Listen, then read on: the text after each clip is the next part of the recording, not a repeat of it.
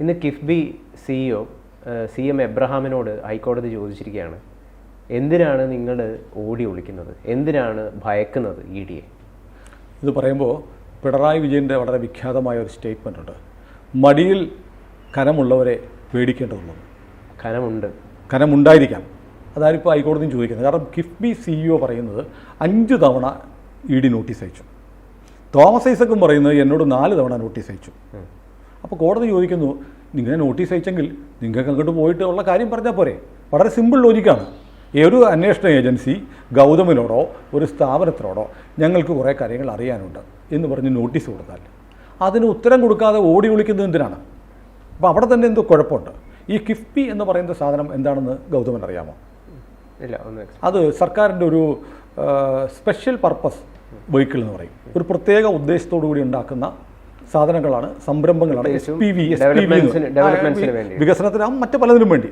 Kerala infrastructure investment fund board എന്നാണ് കിഫ്ബിയുടെ പൂർണ്ണരൂപം. അപ്പോൾ ഇതിൻ്റെ ഉദ്ദേശം എന്ന് പറഞ്ഞാൽ കേരളത്തിലെ വലിയ വികസന പദ്ധതികൾ നടപ്പാക്കാൻ വേണ്ടിയിട്ട് ഫണ്ട് സമാഹരിക്കുക. സംസ്ഥാന സർക്കാരിനാണ് ഭൂരിപക്ഷം ഷെയറുകളും. എന്നാൽ സർക്കാരിൻ്റെ ഭാഗമല്ല, പ്രത്യേക ലക്ഷ്യത്തിന് വേണ്ടി ഉണ്ടാക്കിയ ഒരു സംരംഭം. അപ്പോൾ ഇവരാണ് കേരളത്തിലെ വലിയ വികസന പ്രവർത്തനങ്ങൾ, സ്കൂളുകൾ, പാലങ്ങൾ, റോഡുകളൊക്കെ നിർമ്മിക്കുന്നത്. അപ്പോൾ സർക്കാരിൻ്റെ ഫണ്ട് സർക്കാർ കിഫ്ബിക്ക് കൊടുക്കും. ഇതുപയോഗിച്ച് കിഫ്ബി നിർമ്മാണ പ്രവർത്തനങ്ങൾ നടക്കും. അപ്പോൾ ഇതുമായി ഇപ്പോൾ നിലവിലുള്ള പ്രശ്നം എന്ന് പറയുന്നത്, കിഫ്ബി എന്ന് പറയുന്ന ഈ സംഘടന ഈ SPV സ്പെഷ്യൽ പർപ്പസ് വെഹിക്കിൾ അല്ലെങ്കിൽ പ്രത്യേക ബോഡി വിവിധ തരത്തിൽ ധനസമാഹരണം നടത്തിയിട്ടുണ്ട്. ഇപ്പോൾ നമുക്കറിയാം, ലണ്ടനിൽ കഴിഞ്ഞ പിണറായി സർക്കാരിൻ്റെ കാലത്ത് ലണ്ടനിൽ മസാല ബോണ്ട് വഴി 2150 കോടി രൂപ സമാഹരിച്ചു. അപ്പോൾ ഇവിടെ ഒരു വലിയ പ്രശ്നം എന്ന് പറഞ്ഞാൽ, ഇന്ത്യ സർക്കാരിന് മാത്രമേ വിദേശ രാജ്യങ്ങളിൽ നിന്ന് നേരിട്ടും കടപ്പത്രങ്ങൾ വഴിയും ധനസമാഹരണം നടത്താൻ പറ്റും. ഇത് മറികടന്ന് കിഫ്ബി വഴി കേരള ഗവൺമെൻറ് അത് ചെയ്തു.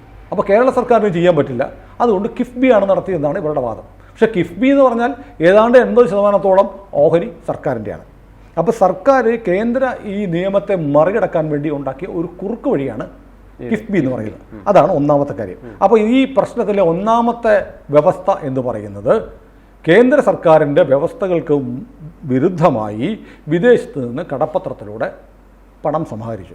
ഓർക്കുന്നുണ്ടോ, നമ്മുടെ ഈ പ്രളയകാലത്ത് ഏതാണ്ട് 700 കോടി രൂപയോ മറ്റോ ഗൾഫ് രാജ്യങ്ങളിൽ നിന്ന് ഇങ്ങോട്ട് വരുമെന്നൊരു ഓഫർ ഉണ്ടാവുകയും കേന്ദ്രം അനുമതി നിഷേധിക്കുകയും ചെയ്തു. കാരണം ഒരു സംസ്ഥാന സർക്കാരിന് നേരിട്ട് വിദേശ വായ്പ സഹായം സ്വീകരിക്കാൻ നമ്മുടെ നാട്ടിൽ വ്യവസ്ഥയില്ല, നിലവിലുള്ള നിയമപ്രകാരം പറ്റില്ല. അത് ഫെമ വിദേശ നാണ്യ നിയമത്തിൻ്റെ ലംഘനമാണ്, ഫെമയുടെ പരിധിയിൽ വരും. അപ്പോൾ ഇങ്ങനെ 2150 കോടി രൂപ എന്ത് ചെയ്തു? കേരളം കിഫ്ബിയിൽ വഴി മസാല ബോണ്ട് വഴി സമാഹരിച്ചു. ഇത് ഭരണഘടനാ വിരുദ്ധമാണോ എന്നതാണ് ഒന്നാമത്തെ തർക്കം. രണ്ടാമത്തത്, അതാണ് അതിലേറെ രസകരം, ഇതിന് പലിശ എന്ന് പറയുന്നത് 9.75%. അതേസമയം ഡൽഹി മെട്രോ അറിയാലോ, ഡൽഹി മെട്രോ 35,196 കോടി രൂപ വിദേശ ധനസഹായം വാങ്ങിയിട്ടുണ്ട്. അതിൻ്റെ പലിശ 5%. അപ്പോൾ 5%-ന് 35,196 കോടി രൂപ ഡൽഹി മെട്രോ വാങ്ങിയ ചരിത്രം നമ്മുടെ മുന്നിലിരിക്കുകയാണ്. നിയമം മറികടന്ന്, ഫെമാൽ നിയമത്തിൻ്റെ വ്യവസ്ഥകളെ മറികടന്ന് കിഫ്ബിയെ മറയാക്കി നമ്മൾ 2150 കോടി രൂപ 9.75 നിരക്കിൽ പലിശ നിരക്ക് വാങ്ങിയത്. തീർന്നില്ല, ഈ പലിശ എന്ത് ചെയ്തു? ഈ പണം എന്ത് ചെയ്തു?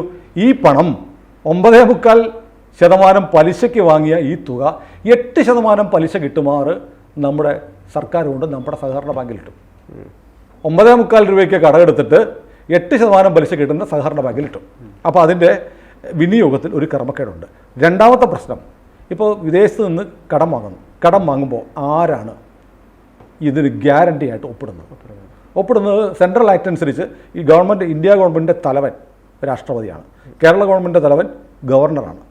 അപ്പോൾ ഗവർണറാണ് ഈ വ്യവസ്ഥയ്ക്കനുസരിച്ച് ഒപ്പിടേണ്ടത്. ഇതാരൊപ്പിട്ടു എന്ന് ഇപ്പോഴും വ്യക്തമല്ല. CEO ആണോ ഒപ്പിട്ടത്, അല്ലെങ്കിൽ കിഫ്ബിയുടെ ചെയർമാൻ കൂടിയായ സംസ്ഥാന മുഖ്യമന്ത്രിയാണോ ഒപ്പിട്ടതെന്ന് അറിയില്ല. അവിടെ ഒരു ബ്ലാങ്ക് ഏരിയയുണ്ട്. മൂന്നാമത്തെ കാര്യം, ഈ കടമായി കിട്ടിയ തുക സൗജന്യമായാണോ കിട്ടിയത്? മുഴുവൻ തുകയും വന്നോ?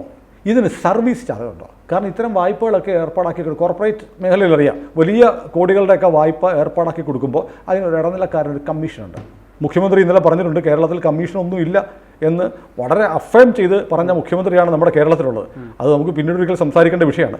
എന്നാൽ പോലും അത്തരം കമ്മീഷൻ ഇടപാട് കിഫ്ബിയിൽ നടന്നിട്ടുണ്ടോ? ഇതിനും മറുപടിയില്ല. അത്രയും ഡാർക്ക് ഏറിയ കിഫ്ബിയെ സംബന്ധിച്ചിരിക്കുകയാണ്. ഇനി നാലാമത്തെ അതിസങ്കീർണമായൊരു വ്യവസ്ഥയുണ്ട്. കേന്ദ്ര നിയമം അനുസരിച്ച് സംസ്ഥാന സർക്കാരിന് 75% കൂടുതൽ ഷെയർ ഉണ്ടെങ്കിൽ അവിടെ സ്വമേധയാ CAGയുടെ ഓഡിറ്റ് നടക്കും. കൺട്രോളർ ആൻഡ് ഓഡിറ്റർ ജനറലിൻ്റെ ഓഡിറ്റിന് വിധേയമാണ്. 75%-ലേറെ ഓഹരിയുള്ള സർക്കാരിന് ഓഹരിയുള്ള എല്ലാ സ്ഥാപനങ്ങളും. ഇപ്പോൾ കൺട്രോളർ ആൻഡ് ഓഡിറ്റർ ജനറൽ കിഫ്ബിയിൽ ഓഡിറ്റിന് വരുമ്പോൾ കേരള സർക്കാർ പറയുന്നത് ഇത് പറ്റത്തില്ല, കാരണം ഇത് കിഫ്ബി വേറെ സർക്കാരിൻ്റെ അല്ല എന്ന് പറയുന്നത്. എന്തുകൊണ്ടാണ് CAGയുടെ ഓഡിറ്റ് കിഫ്ബിയിൽ പാടില്ല എന്ന് പറയുന്നത്? ഇങ്ങനെ കുറേ ദുരൂഹമായ കാര്യങ്ങളുണ്ട്. ഇതൊക്കെ അറിയാനാണ് തോമസ് ഐസക്കിനെ വിളിപ്പിക്കുന്നത്. തോമസ് ഐസക്ക് ജന്മം ചെയ്താൽ പോകില്ല. തോമസ് ഐസക്ക് പറയുന്നത് ഞാൻ മന്ത്രിയായിരുന്ന കാലത്തായിരുന്നു, ഞാൻ വെറും എക്സ് ഒഫീഷ്യോ ആണ്, വൈസ് ചെയർമാനായിരുന്നു, അതിൻ്റെ ചെയർമാൻ മുഖ്യമന്ത്രിയാണ്, പിന്നെ 17 ബോർഡ് മെമ്പർമാരും ഉണ്ടെന്ന് പറഞ്ഞാൽ എന്നോടല്ല ചോദിക്കേണ്ടത്, ഞാൻ വൈസ് ചെയർമാനാണ്, മുഖ്യമന്ത്രി പിണറായി വിജയനോട് ചോദിക്കണം എന്നാണ്. ഞാൻ ഒറ്റയ്ക്കല്ല, ഞാൻ വൈസ് ചെയർമാനാണ്. ചെയർമാനെ വിളിക്കാതെ എന്നെ വിളിക്കുന്നത് എന്തുകൊണ്ടാ? അപ്പോൾ നിങ്ങൾ EDയോട് പറയുന്നത് നിങ്ങൾ വൈസ് ചെയർമാനെ എന്നെ വിളിക്കുന്നു, നിങ്ങൾ എന്തുകൊണ്ട് ചെയർമാനായ പിണറായിയെ വിളിക്കുന്നില്ല? അപ്പോൾ പിണറായിക്ക് നേരെ ഒരു ആപ്പാണ് തോമസ് ഐസക്ക് വെച്ചിരിക്കുന്നത്. ഇനി വേറെ കാര്യമുണ്ട്, ഈ തോമസ് ഐസക്കിന് പിണറായിയോട് വലിയ ഇഷ്ടമൊന്നുമല്ല. കാരണം കഴിഞ്ഞ മന്ത്രിസഭയിൽ, ഇപ്പോൾ ഒന്നാം പിണറായി മന്ത്രിസഭയിൽ മന്ത്രിമാരായിരുന്ന 3 പേര് രണ്ടാമതും സീറ്റ് കിട്ടുമെന്ന് പ്രതീക്ഷിച്ചുകൊണ്ടായിരുന്നു. ഒന്ന് G. സുധാകരൻ, 2 KK ശൈലജ, 3ാമത് തോമസ് ഐസക്. 3 പേരും ഭൈമിക മുഖന്മാരായിരുന്നു. സീറ്റ് ഉറപ്പുണ്ടെന്ന് പറഞ്ഞതാണ്. എന്തിന് G. സുധാകരൻ തൻ്റെ പ്രചരണാർത്ഥം കലാകൗമുദി വാരിക പ്രസിദ്ധീകരിച്ച അദ്ദേഹത്തിൻ്റെ ഇൻ്റർവ്യൂവിൻ്റെ 16 പേജുള്ള സപ്ലിമെൻ്റ് 1000കണക്കിന് കോപ്പി കലാകൗമുദി കൊണ്ട് പ്രിന്റ് ചെയ്യിച്ച ആളാണ്. അപ്പോഴാണ് അതിന് സീറ്റില്ല എന്ന തീരുമാനം. അതായത് സീറ്റ് കിട്ടുമെന്ന് പ്രതീക്ഷിച്ചിരുന്നു ഈ 3 പേരും. അങ്ങനെ സീറ്റ് കിട്ടാതെ ഒരു ഗ്രഡ്ജ് പിണറായിയോട് നല്ല തോതിലുള്ള ആളാണ് തോമസ് ഐസക്. അപ്പോൾ പിണറായിക്ക് ഒരു പണി. അപ്പോൾ CEO രാഷ്ട്രീയക്കാരനാണല്ലോ ഇയാള്. അല്ല, KM എബ്രഹാം എന്ന് പറയുന്ന CEO രാഷ്ട്രീയക്കാരനല്ല, അയാൾ ഒരു സിവിൽ സർവീസ് ഉദ്യോഗസ്ഥനാണ്. രാഷ്ട്രീയക്കാരന് രാഷ്ട്രീയമായ പ്രശ്നങ്ങൾ ഉണ്ടാകാം. പക്ഷേ ഒരു സർക്കാർ ഉദ്യോഗസ്ഥനായ IASകാരനായ ഇയാൾ കേന്ദ്ര ഏജൻസിയായ ED വിളിച്ചാൽ പോയാലെന്താ? അല്ല, എന്നിട്ട് അദ്ദേഹം മുഴുവൻ കാര്യം മാധ്യമങ്ങളോടാണ് പറയുന്നത്. EDയോട് പറയാനുള്ളത് പത്രസമ്മേളനം നടത്തി പറയുകയാണ്. സുധാകരനും അല്ല തോമസ് ഐസക്കും എന്താ ചെയ്യുന്നത്? EDയുടെ അടുത്ത് പറയത്തില്ല, 7 പേജുള്ള ഒരു നോട്ട് തയ്യാറാക്കി പത്രത്തിന് കൊടുക്കും. EDക്ക് അത് മെയിൽ ചെയ്യും. അതാ നേരിട്ട് പോയി പറഞ്ഞാൽ പോരെ? അതെ, നേരിട്ട് പോയി അകത്താക്കും. ഇതാണ് പ്രശ്നം. അപ്പോൾ മടിയിൽ കനമുണ്ട്. അപ്പോൾ കേരളത്തെ സംബന്ധിച്ച് കിഫ്ബിയിലൂടെ നടക്കുന്ന, ഇനി കിഫ്ബിയിലൂടെ ഈ സമാഹരിക്കുന്ന പണം ഉണ്ടല്ലോ, ഈ കടം വാങ്ങുന്ന പണം തിരിച്ചു കൊടുക്കണ്ടേ? ഒരു അനൗദ്യോഗിക കണക്ക് പറയുന്നത് കേരളത്തിന് ഒരു ദിവസം കടം വീട്ടാൻ 750 കോടി രൂപ വേണമെന്നാണ്. 750 കോടി രൂപ ഒരു ദിവസം കടം വീട്ടാൻ വേണം. എന്താ ഉള്ളത്? നമ്മുടെ പ്രധാന വരുമാന മാർഗം കള്ള് കച്ചവടവും ലോട്ടറിയാണ്. ലോട്ടറിയെക്കുറിച്ച് കഴിഞ്ഞ ദിവസം ഒരു ലോട്ടറി എന്നോട് സംസാരിച്ചു. അദ്ദേഹം ഭയങ്കര നിരാശയെ പറയുക, ലോട്ടറി ഒന്നും ആളുകൾ എടുക്കുന്നില്ല, കാരണം ആർക്കും അടിക്കുന്നില്ല. 1ാം സമ്മാനം ആർക്കെങ്കിലും കിട്ടുന്നുണ്ട്, പക്ഷേ 500 രൂപ, 1000 രൂപ, 5000 രൂപയുടെ സമ്മാനം ആർക്കും അടിക്കുന്നില്ല. അപ്പോൾ ലോട്ടറി വിറ്റ് കിട്ടുന്ന കാശ് പോലും പോക്കറ്റ് അടിച്ചെടുക്കുന്ന ഒരു സർക്കാരാണ് കേരളത്തിലുള്ളത്. ലോട്ടറി കച്ചവടം വലിയ ബാധ്യതയായി, ലോട്ടറി വിൽക്കുന്നില്ല, സമ്മാനങ്ങൾ കിട്ടുന്നുള്ള പരാതി വ്യാപകമാണ്. ഇപ്പോൾ കള്ളും ലോട്ടറിയും നടത്തി മാത്രം വിഭവ സമാഹരണം നടത്തുന്ന കേരളത്തിന് പ്രതിദിനം 750 കോടി രൂപയാണ് പലിശ കൊടുക്കേണ്ടതെങ്കിൽ ഈ കേരളം എങ്ങോട്ടാണ് പോണത്? അപ്പോൾ അത്ര വ്യാപകമായ ഗുരുതരമായ ഒരു ക്രമക്കേട്, സാമ്പത്തിക അരാജകാവസ്ഥ നമ്മുടെ നാട്ടിൽ നിലനിൽക്കുന്നത്. CEO KM എബ്രഹാം പറയുന്നത് ഇതൊരു ഹറാസ്മെന്റ് ആണെന്നാണ്. 6 തവണ സമൻസ് അയച്ചു, ഞങ്ങൾ എല്ലാ രേഖകളും അവർക്ക് കൊടുത്തു, EDക്ക് എല്ലാ രേഖകളും കൊടുത്തു, എന്നിട്ട് വീണ്ടും സമൻസ് അയച്ചുകൊണ്ടിരുന്നിട്ട് നമ്മളെ ഹറാസ് ചെയ്യാണെന്നാണ് പറയുന്നത്. അതെ, ശരിയാണ്. ഗൗതമനോട് ഞാനൊരു കാര്യം ചോദിച്ചു. ഗൗതം എനിക്കൊരു റിപ്ലൈ തന്നു. ആ റിപ്ലൈ വായിച്ചിട്ട് എനിക്ക് ബോധ്യം വന്നിട്ടില്ല. അപ്പോൾ ഞാൻ വീണ്ടും ഗൗതമെ എന്നെ ഒന്ന് കാണുമെന്ന് പറയും. ഗൗതം വരത്തില്ല. പിന്നെയും ഞാൻ പറയും. അപ്പോൾ അതങ്ങനെ ഹരാസ്മെൻ്റ് ആവുക. അപ്പോൾ ഈ 6 തവണ പോകേണ്ട, ഒറ്റ തവണ പോയി കാര്യം പറഞ്ഞാൽ ഹരാസ്മെൻറ്റ് ഒഴിവാകുമായിരുന്നല്ലോ. അപ്പോൾ അതിന് തയ്യാറാവുന്നില്ല. അപ്പോൾ ഇവർക്ക് EDയുടെ അടുത്തേക്ക് പോവാൻ ഭയമുണ്ട്. എന്തുകൊണ്ട് ഒരാൾക്ക് ഗൗതമിന് ED ഓഫീസിൽ പോകാൻ ഭയമുണ്ടോ? കേരളത്തിൽ ഒരു MLAക്കും പേടിയില്ല. കേരളത്തിലെ ഏതെങ്കിലും ഒരു പൊതുമേഖലാ സ്ഥാപനത്തിൻ്റെ മേധാവിയോട് ED ഒരു കാര്യം അറിയാൻ വരാൻ പറഞ്ഞാൽ അവർ ചിലപ്പം അവർക്ക് അവരുടെ പക്കൽ ഒളിക്കാനും മറയ്ക്കാനും ഒന്നുമില്ലെങ്കിൽ അവർ നിർഭയമായിട്ട് പോകും. അപ്പോൾ എന്തോ ഒരു കുഴപ്പമുണ്ട്. വിളിക്കുമ്പോൾ ചെല്ലാതിരിക്കുക എന്ന് പറയുന്നത് ഭയമുള്ളത് കൊണ്ടാണ്. EDക്ക് എന്നല്ല, ആർക്കും ഒരാളെ വെറുതെ പിടിച്ച് ജയിലിടാൻ പറ്റുമോ? അപ്പോൾ അങ്ങനെ നിയമത്തെ മിസ്യൂസ് ചെയ്താൽ അതിന് കോടതികളുണ്ട്. അപ്പോൾ ED ഓഫീസിൻ്റെ പടി കയറാൻ പോലും തോമസ് ഐസക്കിനും ഈ കിഫ്ബിയുടെ CEOയ്ക്കും ഭയമാണ്. എന്തുകൊണ്ട് അവർ ഭയക്കുന്നു എന്നുള്ളതാണ്. ഇനി വലിയൊരു തമാശ പറയട്ടെ, കേരളം ആശങ്കപ്പെടേണ്ട ഒരു കാര്യമുണ്ട്. അതായത് ഈ 58,000 കോടി രൂപയുടെ വികസനങ്ങൾ ED കിഫ്ബി വഴി കേരളത്തിൽ നടത്തുന്നതാണ് LDFിൻ്റെയും CPMൻ്റെയും വാദം, കേരള സർക്കാരിൻ്റെ അവകാശവാദം. കിഫ്ബി വഴിയാണ്. അപ്പോൾ അങ്ങനെ ഉണ്ടെങ്കിൽ കിഫ്ബിക്ക് എത്ര രൂപ കിട്ടിയിട്ടുണ്ട് അതിൻ്റെ കണക്ക് വേണ്ടേ? കയ്യിൽ പണം ഉണ്ടെങ്കിലല്ലേ കിഫ്ബിക്ക് ചെയ്യാൻ പറ്റും. 52,000 കോടി രൂപയുടെ വികസന പ്രവർത്തനങ്ങൾ കിഫ്ബി നടത്തണമെങ്കിൽ കിഫ്ബിയുടെ പക്കൽ എത്ര പണമുണ്ട് ആർക്കും അറിയില്ല. വിവരാവകാശ പ്രകാരം ചോദിച്ചാൽ പറയില്ല. ഇത് എവിടെ നിന്നൊക്കെ കിട്ടി, എത്ര ചെലവഴിച്ചു അതും പറയില്ല. CAG ഓഡിറ്റ് ചെയ്യാനും പറ്റില്ല. അപ്പോൾ ഇതെന്തൊരു രാജ്യമാണ്? വെള്ളരിക്കപ്പെടണോ? നമ്മുടെ രാജ്യത്ത് പൊതുജനങ്ങളുടെ പണം കൊണ്ട് പ്രവർത്തിക്കുന്ന പബ്ലിക് ഓഡിറ്റിന് വിധേയമാവുന്ന ഒരു സ്ഥാപനത്തെ അതീവ ഗോപ്യമായി വെക്കുകയാണ്. അതേക്കുറിച്ച് ചോദിക്കുമ്പോൾ കേരളത്തിൻ്റെ വികസനം തടസ്സപ്പെടുത്തുന്നു. ഇനി തമാശ, വലിയൊരു ഗുരുതരമായ തമാശ, ഒരു കറുത്ത ഫലിതമാണ്. നാടിന് വികസനം വേണ്ട, സ്കൂൾ വേണ്ട, പാലം വേണ്ട ഒന്നും പറയുന്നില്ല. ഇപ്പോൾ 2,150 കോടി രൂപ മസാല ബോണ്ടിൽ നിന്ന് മാത്രം ലോൺ എടുത്തു, 9.25% പലിശയ്ക്ക്. ശരി, ഈ പണം തിരിച്ചടയ്ക്കണമല്ലോ, പലിശയും കൊടുക്കണമല്ലോ. അപ്പോൾ ഇതുകൊണ്ട് എന്താ ചെയ്യുന്നത്? നമ്മുടെ പുതിയ ഫാക്ടറി ഇടുന്നുണ്ടോ? പുതിയ എന്തെങ്കിലും വ്യവസായം കൊണ്ടുവരുന്നുണ്ടില്ല. പുതിയ ധനമുണ്ടാകാനുള്ള ഒരു പണിയും ചെയ്തില്ല. നമ്മൾ റോഡ് ഉണ്ടാക്കുന്നുണ്ട്, സ്കൂൾ ഉണ്ടാക്കുന്നു. ഇവിടെ എവിടെ നിന്ന് ഈ പണത്തിൻ്റെ റിട്ടേൺ വരും? അപ്പോൾ നമ്മൾ കടം വാങ്ങി, ഞാൻ പുതിയ വസ്ത്രം വാങ്ങിച്ചു, കടം വാങ്ങി സുഖമായി ജീവിക്കുന്നു എന്ന് പറയുന്ന ഒരു കുടുംബം രക്ഷപ്പെടുമോ? അപ്പോൾ നമ്മൾ കേരളത്തെ ഒരു കുടുംബമായി കണ്ടാൽ മസാല ബോണ്ട് വഴി മറ്റു പലയിടത്തും കടം വാങ്ങി നിത്യനിദാന ചെലവുകൾ കഴിക്കുന്ന ഒരു സംസ്ഥാനമായി കേരളം മാറുകയാണ്. അതിന് ഏറ്റവും വലിയ ഒരു ടൂളാക്കി കിഫ്ബിയെ മാറ്റുന്നു. കിഫ്ബി വഴിയുള്ള ഇടപാട് എത്ര വന്നു, എത്ര പോയി, ഇതൊന്നും ആരോടും പറയില്ല.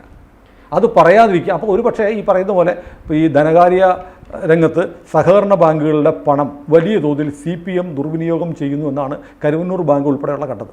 ഒരുപക്ഷേ കിഫ്ബി വഴി വരുന്ന കോടിക്കണക്കിന് രൂപയുടെ വിനിയോഗത്തിൽ CPMനോ അല്ലെങ്കിൽ ഭരണകക്ഷിയോ ഇല്ല ആർക്കെങ്കിലും, CPM തന്നെ ഭരണകക്ഷി മറ്റാർക്കും കഴിയില്ലോ, ഈ പാർട്ടി എന്തെങ്കിലും അവിഹിതമായ ഇടപാടുകൾ നടത്തിയിട്ടുണ്ടോ?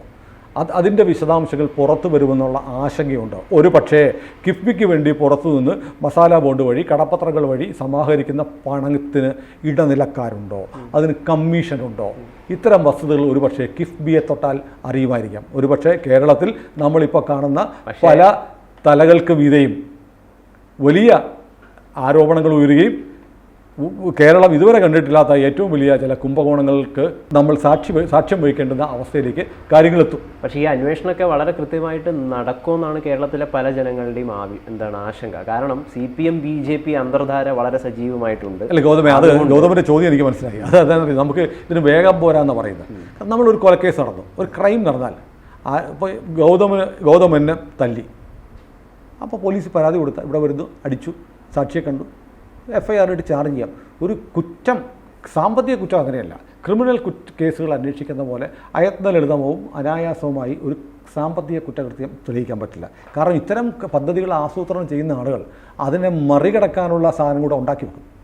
നമ്മളിപ്പോൾ കണ്ടില്ലേ തൃശ്ശൂരിലെ വലിയ വലിയ ധനകാര്യ സ്ഥാപനം എത്രയാണ് ക്രിപ്റ്റോ കറൻസി ഉൾപ്പെടെ 3000 കോടി രൂപയാണ് ഹൈറിച്ച് എന്ന് പറഞ്ഞ ഒരു കുടുംബം തട്ടിച്ചുകൊണ്ട് പോയത്. അവരെ അവരെ അറസ്റ്റ് ചെയ്യാൻ വന്നപ്പോൾ ലോക്കൽ പോലീസ് വിളിച്ചു കൊടുത്തു ED വരുന്നുണ്ടെന്ന്. ED തോക്കുമ്പോട്ടാളോ CRPFൻ്റെ അടുത്ത് ഇവർ അടുത്ത EDയുടെ മുന്നിലൂടെ കാറെ കയറി സ്ഥലം വിട്ടു. അപ്പോൾ നമ്മുടെ നാട്ടിൽ ഇതൊക്കെ നടക്കുന്നുണ്ട്. അപ്പോൾ ഒരു സാമ്പത്തിക കുറ്റാന്വേഷണം സാവകാശത്തിലായി പോകുന്നു എന്നതുകൊണ്ട് അവരെ രക്ഷിക്കാനാണെന്ന് പറയുന്നത് വാദത്തിൽ വലിയ കഴമ്പൊന്നുമില്ല. It will take time.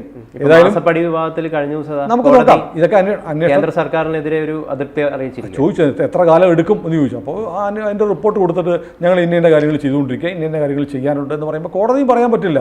ഒരു സാമ്പത്തിക കുറ്റം അന്വേഷിക്കാൻ 2 ആഴ്ച കൊണ്ട് അന്വേഷിക്കണം. നമ്മൾ ദിലീപിൻ്റെ കേസിൽ കാണുന്നുണ്ട്.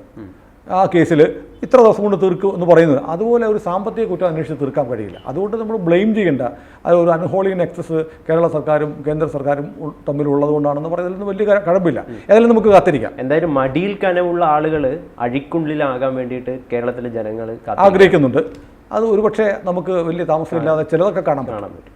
കൂടുതൽ വാർത്തകളും വിശേഷങ്ങളും നിങ്ങളിലേക്ക് എത്താൻ ABC മലയാളം സബ്സ്ക്രൈബ് ചെയ്യുക, ബെൽ ബട്ടണും അമർത്തുക.